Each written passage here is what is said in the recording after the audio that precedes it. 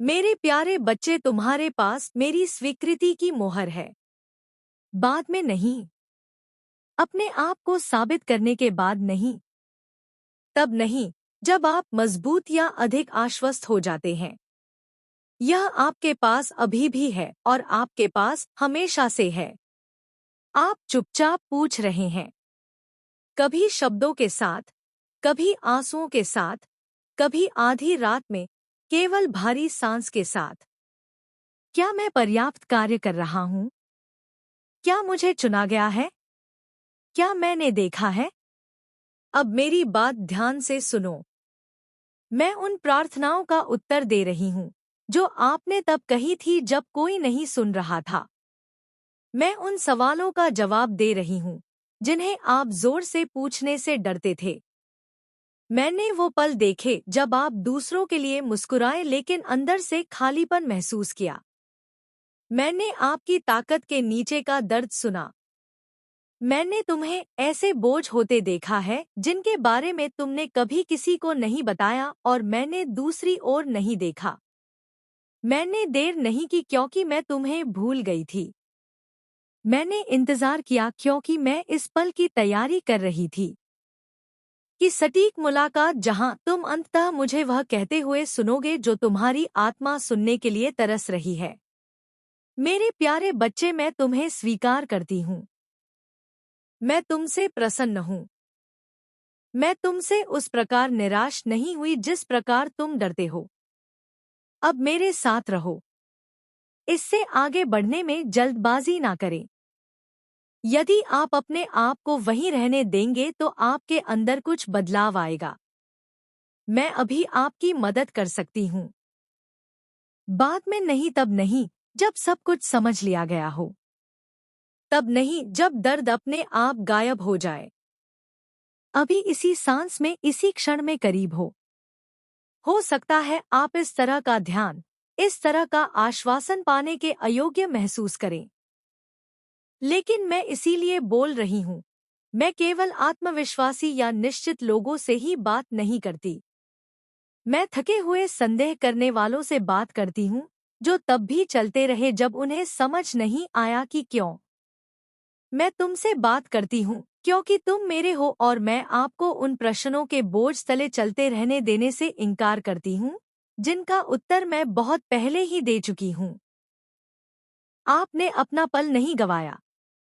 आप सुधार से अधिक पीछे नहीं रहे। आपने मुझे मरम्मत से परे निराश नहीं किया। यह आपके प्रति मेरे विचार नहीं है। यह वो डर है जो तब बने जब आप थके हुए थे। मैं जानती हूँ कि आपने कितने समय तक किसी संकेत, पुष्टि, किसी ऐसी चीज का इंतजार किया है जो आपके मन के अंदर के तब तक कोई भी मंत्र यंत्र तुम्हारे घर की शांति वापस नहीं ला सकता। यह मेरा सत्य और वचन है। कलयुग ने तुम्हें इतना अंधा कर दिया है कि पत्थर की मूर्ति के सामने सिर झुकाते हो, लेकिन अपने माता पिता के पैर नहीं छूते।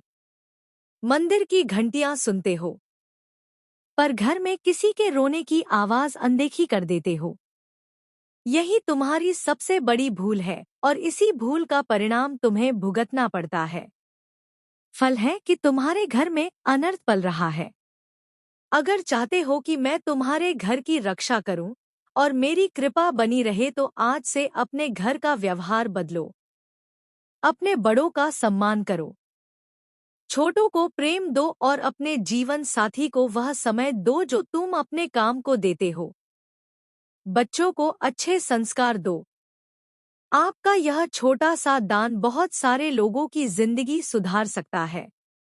याद रखना, तुम्हारा घर ही तुम्हारा पहला मंदिर है और घर वाले ही तुम्हारे पहले देवता हैं।